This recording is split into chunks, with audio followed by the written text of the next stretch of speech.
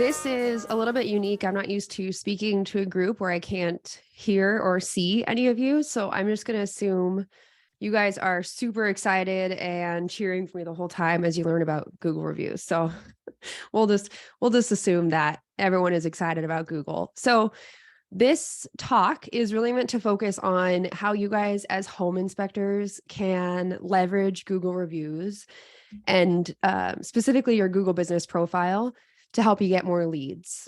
There's a lot to it. It's evolving constantly. It's a full-time job just to keep up with changes in the algorithm. And so we just want to bring as much value and information for you guys as possible. So today I want to focus on 3 things you must know to dominate your market and survive an upcoming recession. All right. So I assume that you are here for a number of reasons. First, you're taking your free time to learn more about how to run your business well. So you likely want to have a profitable business, right? You want a secure business in an economic recession. You want to be the best in the industry. You want to dominate your local market. And of course, it's always great when you can connect with other like-minded people that are trying to better themselves, better their business, right? So I'm going to take about 40 minutes to share what I can about profitability, dominating your competition with your Google business listing. And then we're going to open it up for questions after that, because I know there is kind of a black box when we start talking about SEO and Google algorithms. So as AJ said, my name is Natalie Kiefer. My husband, Chris, and we are the owners of Boolean Review, and we work with home service businesses. So we have painters, electricians, HVAC, landscaping, hardscaping, and most recently home inspectors, where we help them get Google reviews and drive more leads. I'm going to show you a little bit more about our goals here for today. So I want to talk about why Google reviews are actually probably the #1 lever that you can pull in your business that you may not be. So it's not something that gets as much attention as some other marketing tools, but truly it can be a very, very powerful lever for you. And from diving in the last year or so working with home inspectors, we've seen that there is a lot of opportunity for people to kind of rise up in their local markets, because not everybody is kind of as a standard practice doing some of these things. I'm going to give you 5 R's to make sure you are leveraging those reviews properly. And then we're going to cover some next best steps that you can take. Make sure your reviews are growing your business. See how we can get connected if that's what you're interested in. Okay, so just a brief origin story about how we got into so heavily into Google business. But actually, even before I talk about that, I want to just mention, because I don't want to take for granted that everybody knows what we're talking about when we say Google business profile. So when we talk about searchability on Google, you can have searchability of your website, but that's going to be in a listing of websites, right? So that's going to be pages and pages and pages that Google says are the most to the least relevant related to your search. On top of that, you're going to have where Google says, they call it the location pack or location finder. This is a local business that we think is the most relevant to what you're searching for. So this doesn't work if I'm searching for IT services that could be anywhere in the world, right? I don't really need to rank highly in my local market. But for home service businesses where you're going to people's homes, it's super important actually that you're coming up in that location pack. And so this is a separate kind of profile that you can file for and verify with Google, saying this is your address you do business, or this is the area that you service. Here's your contact information. And this is actually a really common way that people will find your website. Okay. So this is an example of that Google business profile. Okay. So it's saying this is where we do business, right?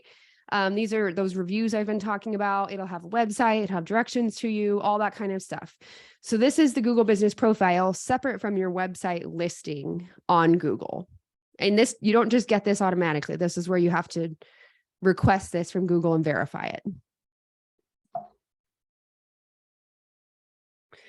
So in our background, my husband Chris was working for a painting company, a large regional painting company, as a marketing director. They'd been in business for 18 years, Bend, Oregon. So a big population, 200,000 people in this little town. And when he started with them a few years ago, they had just opened 2 new business listings in new locations. So they wanted to scale their business into multiple markets, but they just hadn't really ever leveraged Google reviews. They had 73 reviews after 18 years in business. So their main goal was that they wanted to be able to, I'm going to move this, sorry. Their main goal was that they wanted to be able to go into these new markets. And so after 3 years of implementing a software and figuring out what was going to work, what was not going to work, and doing some split testing, their main listing had almost 900 reviews. And this was as of November. So now it does have 900. They have 5 different business listings in 3 different states. They have 5 additional Google listings from this primary one, 2,200 reviews, highest rated painting company in the country. And then they have a separate division of concrete coating. So the highest rated concrete coating company in the country. So with all of this is really where the bare bones of our system was developed and where we learned a ton about how Google works and how to grow a local service business. So just want to reiterate, 2,100 plus new Google reviews, and that was across multiple business listings. So I know a lot of home inspectors actually may have the desire to have multiple listings on Google because you want to be in multiple areas, right? You want to be searchable in multiple areas. And I can talk more about that in a bit, but it's very important that you're actually giving equal attention to each of those business listings if you do have more than one. So, for this business, they're averaging 700 new Google reviews each year. And it was huge for their business. What we did in the process of learning a whole lot more about Google reviews, Google Business Profile, was actually talk to a bunch of experts from a number of different companies. Some of you may know, some of these people are in marketing. Elijah Ramsey, owner of Utility Helpers, is at a lot of home inspector conferences. What we did was talked with all of these individuals about what's working and what's not working for local service businesses on Google. So Ryan Stewart, he said, reviews are probably the biggest part of the local specific ranking factors. So this is where I always like to just go back to that idea of SEO. So search engine optimization, that can mean a lot of things to different people. But when we're talking about wanting to rank highly on a local specific search, so if you're looking for a home service where someone's coming to your home, this gentleman, Ryan, is saying reviews are actually the biggest factor. And then Audrey Kirschner, she works in marketing as well. She said the number one problem is that I don't think business owners take reviews seriously enough. And I would say from my experience, it's usually most common when it's a business that relies heavily on referrals. So when I've talked to some home inspectors, they say, I just don't focus on Google because I get all of my referrals from real estate agents and I don't get any traffic from Google.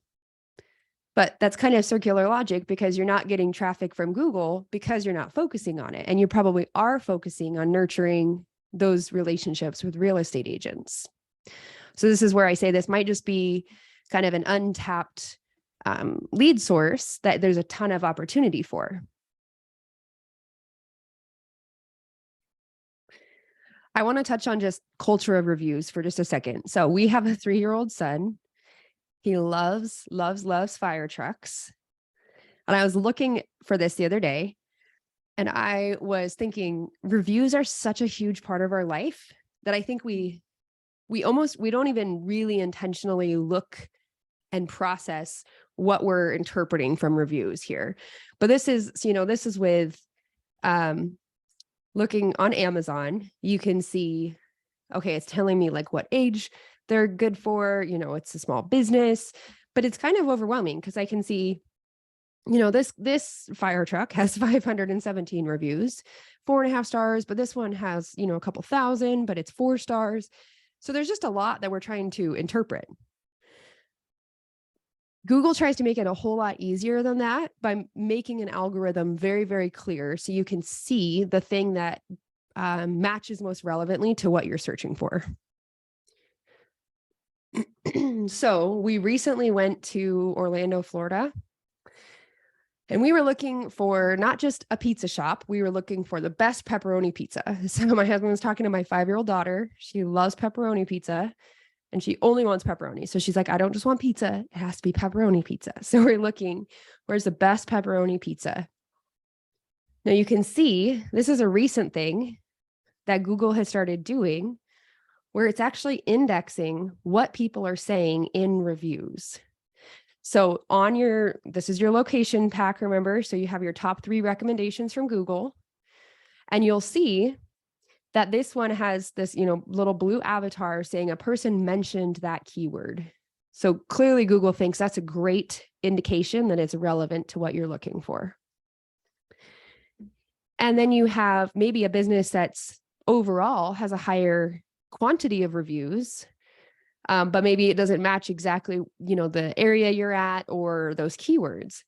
And so this is all going into that algorithm from Google. And I'm going to hit on what those high points are that Google is looking at. So this is all kind of why I would say the thesis is Google reviews are the most important thing for your business if you're trying to grow, go into a new market, or maintain that competitive edge in a market in a recession.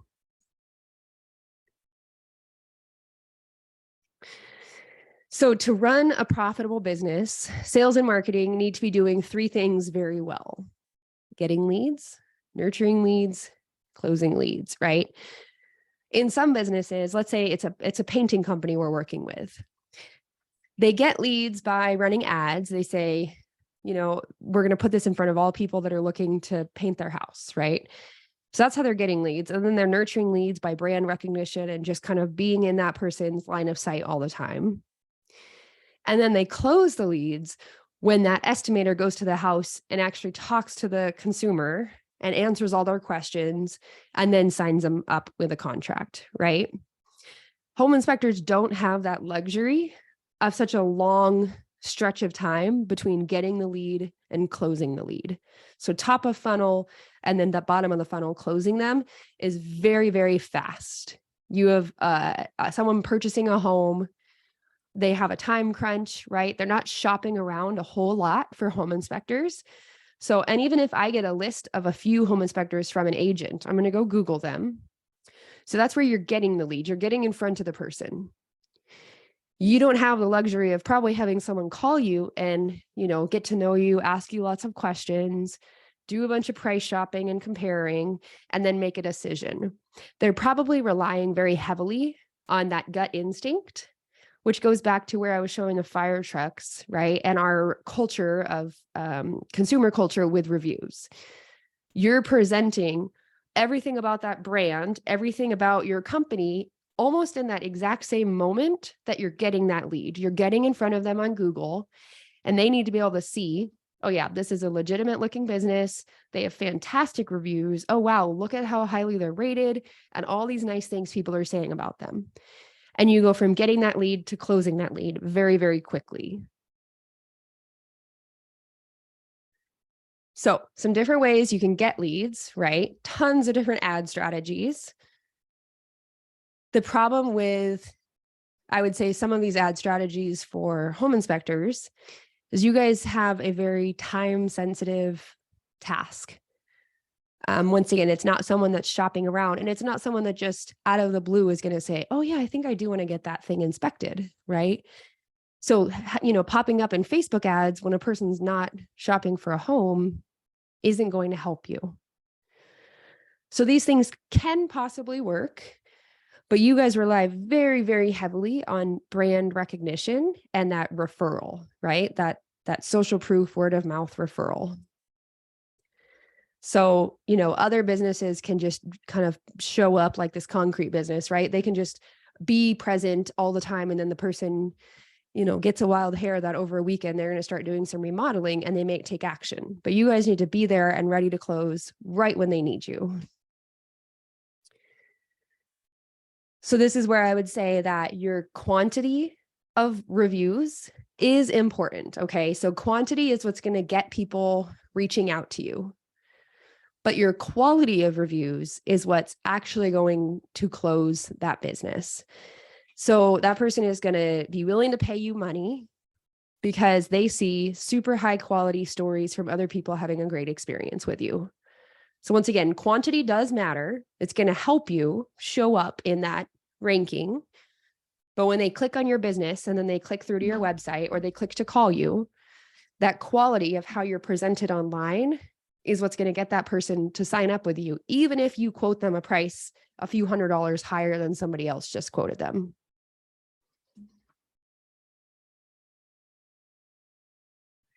So we actually talked in a number of home service industries. We actually talked to estimators. Like I said, a lot of businesses rely on having that discovery call or walking through a house with someone, giving them a quote, and then closing them. You guys don't have that.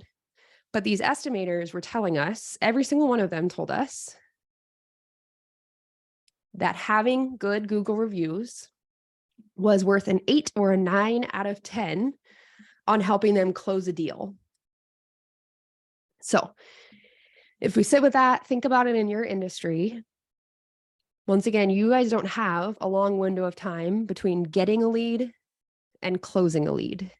You actually have a very, very short time to capture their attention, probably with a search. And so getting that really, really high quality representation of yourself on your business profile is going to be very likely 8 or 9 out of 10, let's say, a factor in getting them to call you and schedule with you. So we go back to SEO, we go back to website, we go back to all the different ad sources. I would still say that your reviews are actually going to be weighed more heavily on getting them to follow up with you if it's the right kind of review. One other thing on this, I will also add, especially Google ads, they can be very, very effective with searchability. There's no doubt about it. I don't know if all of you have experienced this though, but there has been a huge, huge increase in the cost of ads in the last year between Facebook and Google primarily. That cost has doubled or tripled in many, many industries. So those ads can be very effective in driving leads, but they're only going to work while you're paying for them. So Google ads are going to work when someone's searching in your area. They're going to work while you're paying. But if you stop paying, you're not showing up on the top of that list anymore. And so that's where more of the long game is having a really strong Google business profile that shows up organically, ranking highly without paying for that ad, that sponsored ad spot at the top. All right, you guys have heard my thesis now. Google reviews are the most important thing for your business for all these reasons.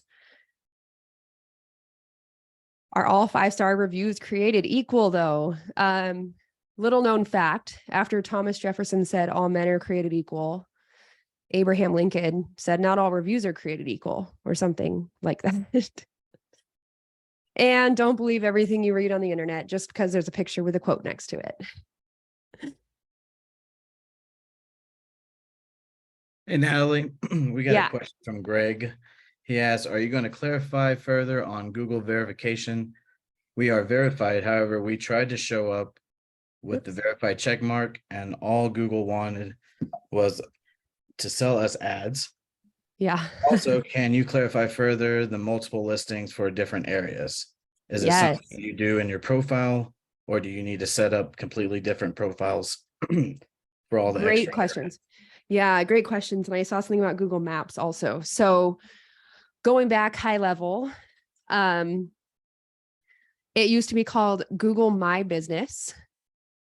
Now they kind of rebranded within Google, and now it's called Google Business Profile. So GBP is the same exact thing as your Google My Business Profile. Okay.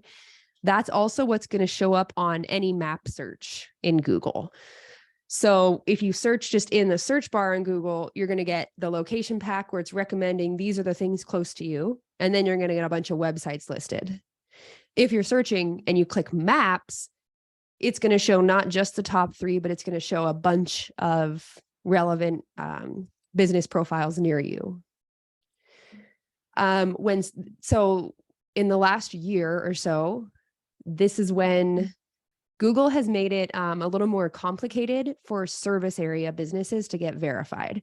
So I'm assuming just from talking to a lot of home inspectors that this might be, I think it was Greg, you said, I think this is probably what's going on.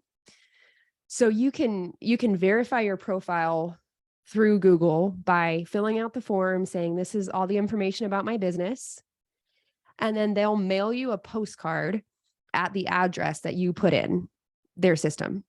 And that postcard is going to have a verification code. And then you go on and you type in the code. What they're doing, for all intents and purposes, what they're doing is verifying that the address that you put is a place that you're legally allowed to do business at. So that's why they want to mail it to you. So you can't use a PO box or a mailbox, anything like that, like a shared workspace. It has to be a physical address that you can receive mail at. This gets tricky for service area businesses that don't have brick and mortar stores. So a home inspector, you're not having people come to an office to meet you. You're going to them. Now, some have offices, right? But even then, if you have an office, it doesn't mean that you have traffic to it. So now Google has you check a spot that says you are a service area business. So you do put an address in, but that address is not publicly visible. So it's not going to like show a picture of your home or your apartment on Google where people think that's your business, right? So you're going to say, this is my address where I receive mail for this business. But I'm a service area business and I do business in this entire area, whether it's a name of a city or you can put zip codes or a number of things in there. If any of that stuff doesn't line up, Google has been suspending listings pretty aggressively. So I would say if someone's having and you know what, it can take a couple of weeks once you like re-verify to even get a response back. And they don't tell you this is where your mistake was. They just say, it doesn't meet our guidelines, please resubmit.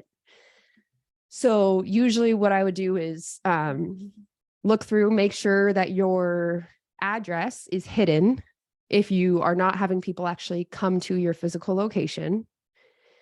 And then you have to make sure that your business name, phone number, website is all consistently represented across the internet, because Google thinks that's suspicious if you have different addresses or different phone numbers in different places. So that's my best advice.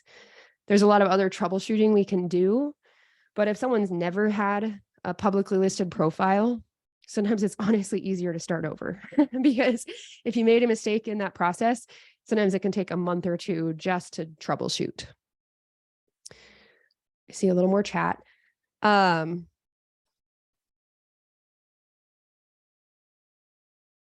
Yep, and I'm seeing we did the postcard thing long ago.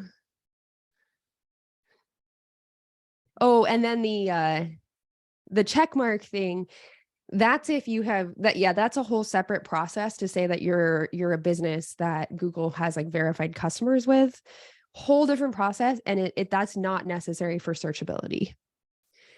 As far as multiple listings, the same rules apply. So you're not actually doing that from the business listing that you own. You would be generating a second business listing, and you would be saying, I now have a separate location or an employee or somehow a separate address that's doing business in a different area. And I'm going to show you in a minute.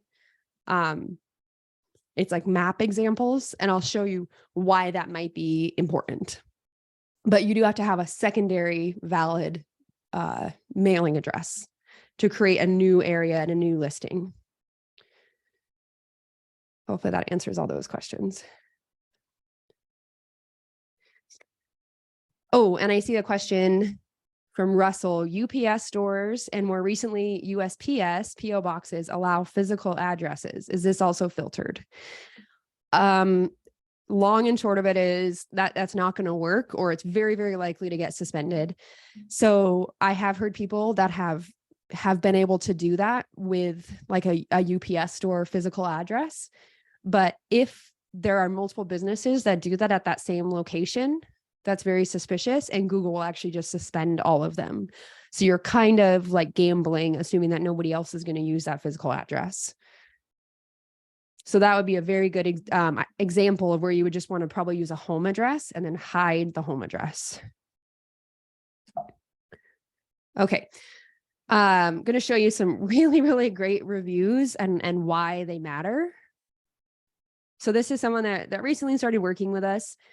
One thing that you'll notice, this is not just someone saying they were professional, they were on time, right?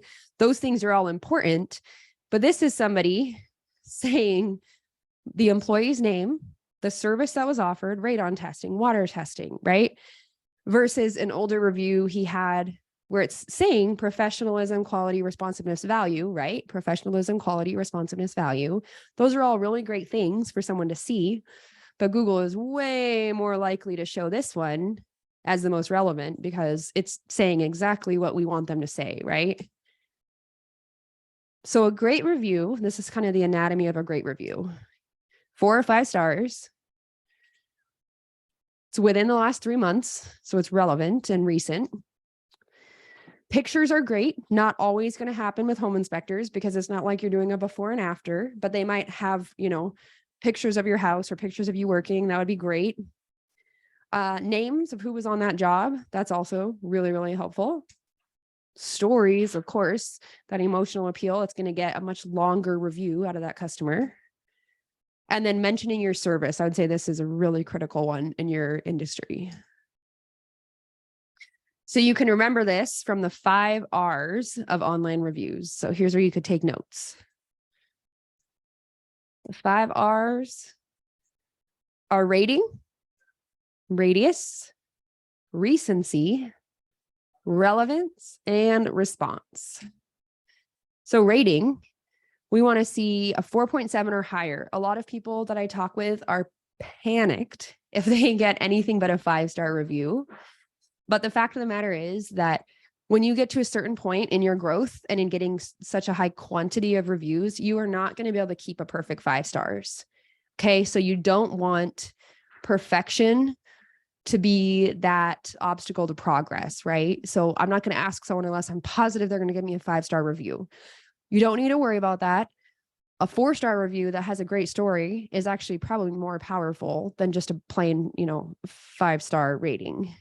So 4.7 or higher is showing this is a really good, high quality business.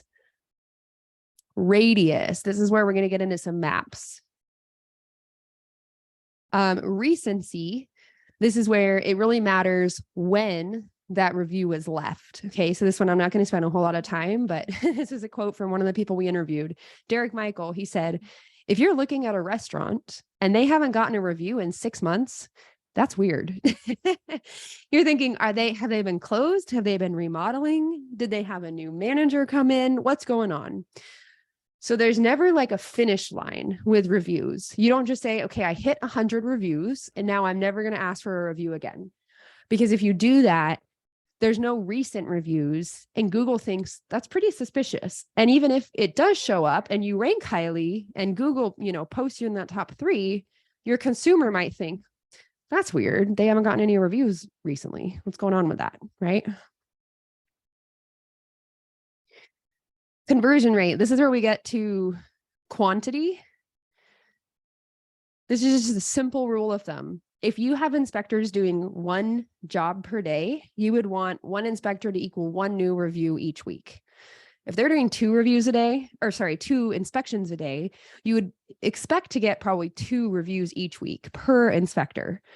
So if you have 1 or 2 inspectors and you're only getting, 1 or 2 reviews per month, that means there's probably a lot of growth potential there where you could be leveraging getting better feedback from your customers.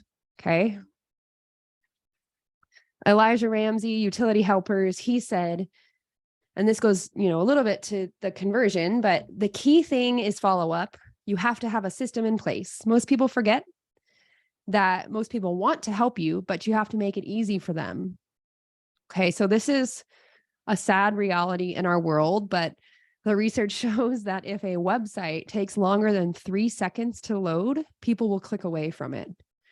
So if there's a delay in anything, people are like, oh, I'll come back to it. I'll come back to it, right? So you could have really, really, really happy, the customers, very, very happy, but you may have just made it a little bit too difficult for them to follow through. Like they didn't fully understand the instructions, or maybe you're using like a QR code system and they don't know how to scan a QR code, something like that. So make it easy for them because they do want to help you.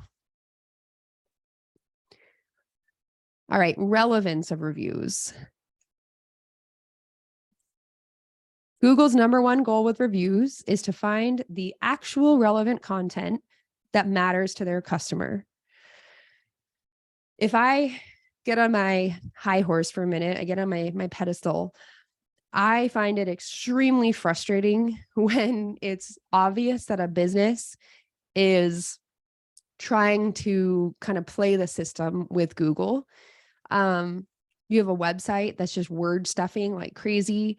They're saying their location and their service 1,000 times and it's not natural or conversational. And you know what? Google's getting better and better at figuring that out. So what used to happen is that people would just create ridiculously long business names and listings to stuff every word that they thought would be relevant. And now Google says, they're not going to factor in the name of the business as heavily because they knew people were doing that.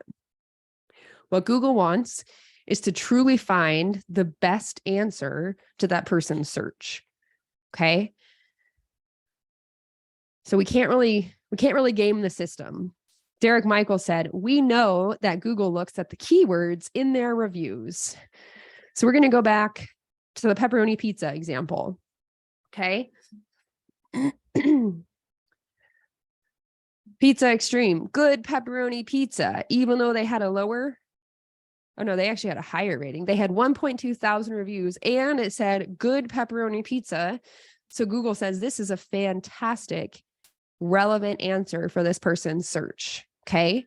What if you were searching for good gluten-free pizza? Okay. Anything like that.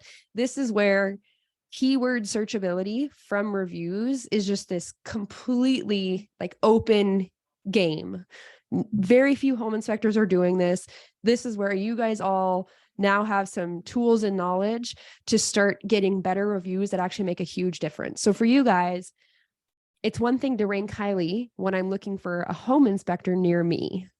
It's another thing to rank highly when I'm looking for a home inspector that does pool inspections or sewer soap inspections or a well inspection or something that's more specific, because nobody else in your area is likely getting people to say those things. And so everybody's fighting to be that top ranked spot for home inspector. Be the only one in your area. This is my challenge to you. Be the only one fighting to rank highly for sewer scope inspection or mold or radon testing. Those things that maybe are the highest value to you. Be found for those things and not just for general standard home inspections. Okay. So we go back to this example of a really great home inspector review. Employee names, services versus, hey, 5 stars. That's great, right? Both of these are valuable reviews, but this is the one on the left. If someone's searching for radon testing near me, this one's going to show up because no other home inspector in this area is going to be ranking highly for a customer saying they had radon testing done. Okay, so just to illustrate this, so you can kind of see, and this goes a little bit into multiple listings, but we'll talk about that. So this is just an example. This is someone with a business in Salt Lake City. The blue spots are all of the places that they completed a job, let's say in a month. Okay, so these are all the different parts in the city that they did work in. Most systems are going to get you 2 to 5% reviews. Ooh, I see a 1-star question. I'm going to come back to that. Okay. So you get 2 to 5, 3 to 5% of people are going to leave you a review. And this is whether you're using like a really simple automated system or whether you're manually asking them. So this can be the frustrating thing. You could have every inspector asking your people at every job, and they may still only get 3% of people to follow through. It can be really frustrating because you're like, man, they told me they were going to leave me a review. It just maybe wasn't easy enough. Okay. So this is 3 to 5%. What if we could take that up to 20 or 25%? Now look at this difference in area that you covered. Actually, so this is 20 to 25%. Many home inspectors get at least 35% when they have a good system in place. So look at geographically how big this area is that you're going to be pulling reviews from. Okay. So I just want to emphasize that again. This is kind of just the average. You're just asking for reviews. And this is what your area is going to look like when you're really pursuing in an automated and streamlined way to get Google reviews. So this is where we look at quantity, we look at radius. What if we look at those keywords though? Relevance. What if this guy here is specifically searching for radon testing? If you only have 3% of your people leaving reviews, you're not coming up anywhere near that guy searching for radon testing. You're probably not even going to show up in that top 3. Well, what if you have, 25% of people leaving reviews? Great. That looks a lot better, right? You're way more likely to rank highly. What if you have someone that's next door, down the street that said they got radon testing done? This is going to be the most relevant. It's going to be close proximity. It's going to have that social proof of really high rating. All of those things are going to tell Google that this is a fantastic recommendation to make for you. So this is going to show up. Less likely to show up, even if you're up the street, just because you had a 5-star review. Okay. And this is why I waited to address the 1-star, because we're going to talk about response. This is the 5th R. We added this recently because this was something that started becoming more apparent on Google forums, that Google cares about how you respond to reviews. And not only does Google care, but it's a PR moment. It's an opportunity. So when you start asking everybody to leave you reviews, like I mentioned, you're inevitably not going to be able to keep a perfect 5 stars. You could have the best customer service in the world and a 1-star might sneak through there. So how do you respond? Because if you don't respond, that 1-star review gets amplified, in my opinion. If I'm looking on Google for a service near me and I see a bunch of unanswered 1-star reviews, I'm concerned. Okay. And I recently experienced this. My husband and I, we were finishing out our shop. That's where I'm at right now. We have office space within our shop at our house or outside of our house. And we wanted to find a drywall contractor. This is our industry. We should have known better. We hired somebody that was immediately available, but had pretty bad Google reviews, honestly. And we looked and there were a few people saying, don't give this guy a deposit because he didn't show up for 2 weeks after we did. And we asked him about it and he was like, oh yeah, it was a former employee. It was a neighbor's friend, all this kind of stuff, all these stories about why the 1-star review wasn't relevant. But we noticed he didn't respond. He wasn't willing to publicly defend his reputation and make a statement that he was trying to make it right. And guess what, guys? He didn't show up for a super long time after we gave him a deposit. It was exactly what the review said would happen. We learned from our mistake and made us that much more of big believers in Google reviews. So all that to say that those negative reviews are going to happen, and how you differentiate yourself from someone that actually maybe doesn't have great customer service is in how you respond. So it's important to acknowledge the person's concern. Do not be defensive or aggressive, right? You just state the facts. You say, we're so sorry this happened. I can see that this would have been extremely frustrating. We want to make it right. Please reach out to us at this number. This is the owner's phone number or something like that. Because you're going to handle it privately, but you're going to publicly acknowledge, hey, there's something here. Now, if it's If it's a 1-star review, that's actually just not a valid review. Like, let's say it's a former employee that was fired. Let's say it's a competitor. Those ones you want to flag on Google. You flag them and say that they're a conflict of interest. There's a little mark that you check. It's really simple. You get 5 other people to do it, and Google usually very quickly will take it down if it's an obvious conflict of interest. It's going to be even more obvious if they say, oh, they don't pay their employees or something that has nothing to do with your service. It's automatically not a valid forum to be addressing that. So you say, hey, you're going to flag it, and you're going to say, this person is actually not a customer of ours, but here's our phone number. We want you to call and we can discuss this. How are you getting customers to use keywords in reviews? Okay, I'm going to come back to that. And then I saw we received a 1-star review from someone. So from a person who was not my client, no address or other information provided, replied asking for information. It was a seller who did not like my findings. It did affect our 5-star to a 4 something, and it had no real value, but Google left it. Even though I submitted to them, it was not valid. So this is a tough situation because there's no obvious, like I said, they're not saying, hey, I'm a former employee, or this is the name of the boss and I don't like him, right? So in that situation, it is difficult because Google can't say for sure if you did or did not work with that person. So flag it, say it's a conflict of interest, publicly respond. One of the absolute best public responses I found to a review like this, I wish I had a screenshot. It was a home inspector that determined, hey, this was a seller who was very, very mad that the person backed out of the sale because of what the inspection found. So in the response, it was extremely professional. And they said something to the effect of, we're really sorry that you were not able to complete this sale of your home. As you can clearly see from our inspection report, we are extremely thorough and we take a lot of pride in representing the buyer well. In the future, if you want to list your home, we recommend working with us on a pre-sale inspection. And so they're saying, hey, don't be mad that we did such a good job on our inspection that it actually was problematic for you. And next time, do a pre-sale inspection. So fantastic response, witty, professional, not defensive or rude in any way. And anybody reading that is going to laugh and say, that's fantastic. This is the inspector I want to work with because they're clearly on my side.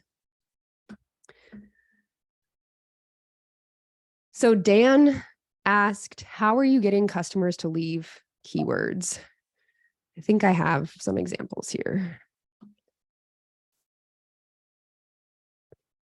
So here's a fantastic review, right? We go through that anatomy of a good review, the 5 R's. We've got employee names, we've got services, photos. Like I said, you're not always going to have an opportunity with photos in your industry, but that's okay. If you get them, that's going to be super powerful. The simplest way that you get people to leave keywords is actually by including some of that language specifically in your review request. So when you're asking someone for a review, yeah, good people did all we asked, right? This isn't helping this painting company.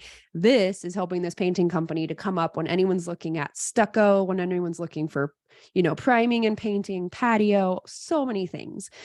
So if you have a good system in place, ideally as automated as possible, you're not only asking them to leave you a review on Google, but you're saying something like, we really enjoyed working on your patio floor, or we really enjoyed completing your sewer scope inspection. We're so thankful you allowed us to do your residential home inspection plus radon testing, something like that. So this is kind of the secret sauce to one of the things that our Boolean review software does.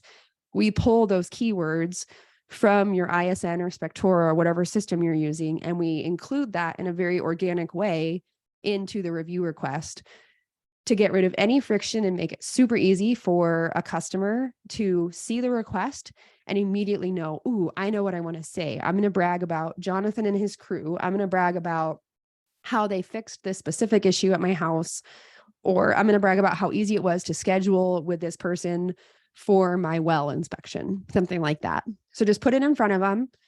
Make it really, really obvious what you're asking them to do, and don't give them too many decisions. So don't include a Yelp, Facebook, Google, Bing review link, because the customer is going to leave 0 reviews instead of 4 reviews. It's too confusing. Tell them exactly what you're asking them to do and exactly what would be the most beneficial. So here are the names, here's the project, here's the Google link. And here's just another example of that. Photos, services, names, right? Versus someone that left a great review, they clearly were happy. They said all this stuff: professionalism, punctuality, quality, responsiveness, value, but nothing that made it searchable. So I hope I addressed that question. Okay. So here's what I want to do before we, or as we're opening up to some more Q&A. In order to just, like I said, my goal was just to provide a ton of information and hopefully a ton of value to you guys. This is something that every home inspector could start leveraging because nobody's doing it. So if you're the only one in your area getting people to leave high quality reviews, you're going to rank highly for so many more keywords than any of your competitors. So what I want to do is that if you just scan this QR code, it's going to take you to a link on our website. If you fill out that form, you're going to get a template or a design from one of our designers for a review business card with a QR code, so that if you're at the job site and you're talking to that home buyer, you can just show them the business card or give it to them and they can scan the QR code. So this isn't, as streamlined or as easy as working with us with a review software, but it's just something that we want to provide to get your toe in the water and see what it's like to start asking for reviews. We're also going to email you a 7-minute supercut from all of those interviews with the SEO experts. So if you are like, man, SEO is something I've spent a lot of time and energy on, fill this out and we're going to just send you a bunch of additional knowledge. And this is what it's going to look like. So you can give us this information and we're going to ask you for like a logo to make the business card and everything. If you want to talk with us more about the review software, check this box. If you just want to see an example of what our reviews look like because you're curious, because you want to try to copy them, I don't care. Check the second box, or check both, right? But the second one is going to actually send you an email and a text like you're a customer, and you can see what a review request that we create looks like, because this is the most effective that we found on the market. And it really shows all those best practices. So I'm going to leave this up as I answer questions so that you guys can scan that.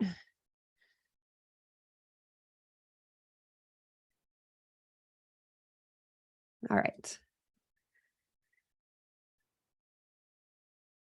I use ISN and have a 7-day and 60-day reminder request for a review with links to Google for reviews as prompted, or for reviews as prompts. We also incentivize our inspectors with extra money if they get a 4 or a 5-star review, and they promote it for the extra money. That is fantastic. So ISN, Spectora, every system out there probably has some built-in way to send a message. So if you're not doing anything, that's the first thing you should try to do, is just try to send those out and then observe what happens. The problem is they're not nearly as highly customized. And so you may not be converting as highly as you could otherwise. But it's still a good option. It's still, I never want to discourage people from asking like that. We just have the benefit of literally sending hundreds of thousands of review requests and looking at the data and saying, this works, this doesn't work, to try to just keep optimizing. So you may be able to get a higher conversion rate, but asking is the most important thing for sure. And I think the incentivizing inspectors is also really powerful. One thing that I love the idea of incentivizing, but when you're ready to just, absolutely blow up on Google and get a ton of reviews, that can get super expensive. So if you actually were getting 35 or 40% of your customers to leave you reviews, that's amazing. And it's going to be really expensive. And so one little shift or potential tweak is, we have a lot of businesses we work with that shift to doing like a review of the week or a review of the month. So it might be like a higher bonus, and they're doing like a shout out company wide to say, hey, this was a fantastic review that Ryan got. Here are all the things that made it so great.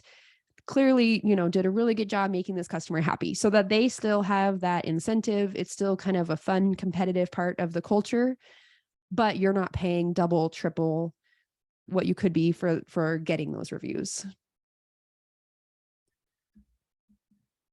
Okay, Greg asked, we use Blip. There's no option for suggestions on how to write the review. Does your platform offer such? Yes, we do. So this is one of the things that was a really fantastic journey in developing our system, and we continue to develop. But having been working in home service industries, we just kind of were dreaming, like, what can we do to make these even better? The first thing, okay, we're going to add a headshot. Awesome. A headshot of the person that was just at your house. Okay, now we're going to add the names of the people like that scheduled you, or a care coordinator, or things like that. Ooh, what if we add what type of project it was? So all of this has just been an evolution, and it continues to evolve with our system as Google reveals more and more through their forums or through public releases saying, hey, this is now something that we at Google are looking at, right? So our algorithm is now factoring this in. And then we go and say, okay, great. How can we make that more powerful in our system? Oh my gosh. Great question. Russell asked, if we use your services, will the incessant and non-stopping calls from companies claiming they work for Google stop? Oh my goodness. So it's possible they work for Google. They probably work with Google. They probably run Google ads and things like that. It's just super hard to get off some of those lists sometimes. And the easiest way is to say, we are not interested in your services, or we want to be unsubscribed or taken off or opt out of your calls. Because the fact of the matter is, you can run a business, have a Google business profile, and rank really, really highly and not be paying for anything through Google. And even with our services, like if we're offering a review software, right, to help people get to Google easier and all that, if you stop working with us, you still own that Google business profile. You still own all those reviews, and those reviews go with you. So it's not ads. It's not like Yelp does a lot of people really dislike Yelp. They do a lot of like price gouging of like just continuing to add more and more things onto a package. That's one of the reasons why we philosophically support using Google as the best platform at this point, is because pretty much all your reviews show up, and there's nothing you can do to like pay to remove other people's ads or anything like that. So that means no one's going to be bothering you as much about paying for those things. Timothy asked, is Google Biz now Google Maps? Google, so this, I'm assuming you're talking about managing your profile. So Google Business Profiles, like I said, formerly known as Google My Business. So Google Business Profiles can now be managed either through business.google.com, where you go and like look at all your business listings you own, or you can actually manage it directly in Maps. So if you're in your Google Maps and you're logged into the account that owns that business profile, it actually now lets you like edit and view everything just in Maps. So it's not one and the same as Google Maps, but it can be managed through it now.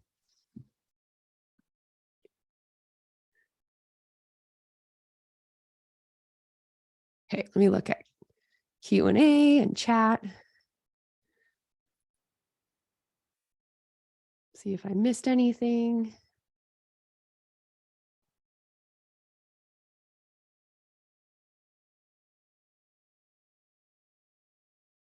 I think I answered that. So just once again, addressing Dan's question from the Q&A section, you get customers to use keywords in reviews just by putting them intentionally in front of the customer in the review request. So you're not saying, hey, copy and paste this. You're just using that language, and psychologically, they're going to say, hey, I'm going to go write this same thing. So it's pretty straightforward.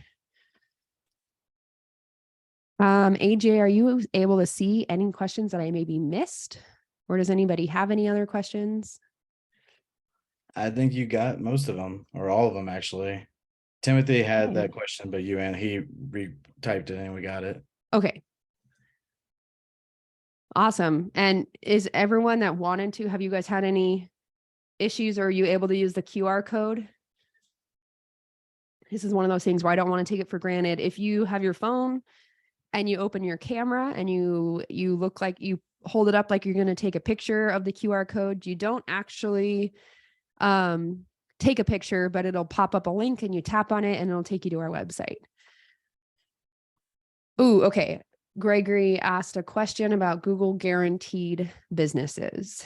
So this is something that is a little bit vague with Google's public explanation of algorithms. So a Google guaranteed business, I don't believe is actually going to organically rank higher.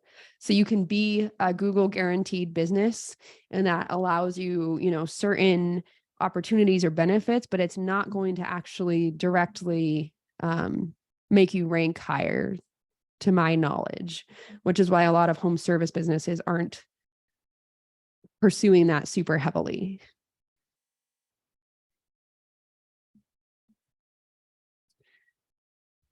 All good, thanks. Okay.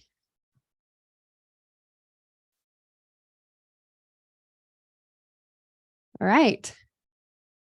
Thank you, everybody. AJ, you guys record and send this out, right? So if others want to share it, or if anyone else wants to check out that QR code, it should be pretty easy to access it, right? Oh yeah, for sure. And I can, if you send me that QR or that screenshot of that, I can actually put that on your webinar, and people can see that whenever they click on the link. Okay. Oh, I am seeing a question. Yep. Yeah, being asked to give manager permission for QR code. So that is actually for a widget for the website. So you don't need to do that. That's for some other giveaway. So ignore that. If we have a separate link to that I can send out. If someone wants just a widget to display reviews on their website, we can offer that.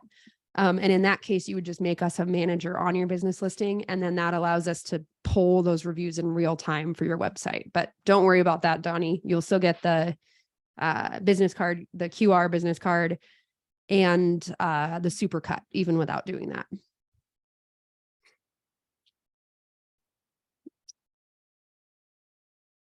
Yes, no problem. All right. Thank you, everybody. All right. Thanks, Natalie. Oh, we got one more. One more. Okay. So Greg asked, when you set up a Google profile, it asks for areas you service. Does Google use these also when someone is searching for an area outside your actual address? Yes.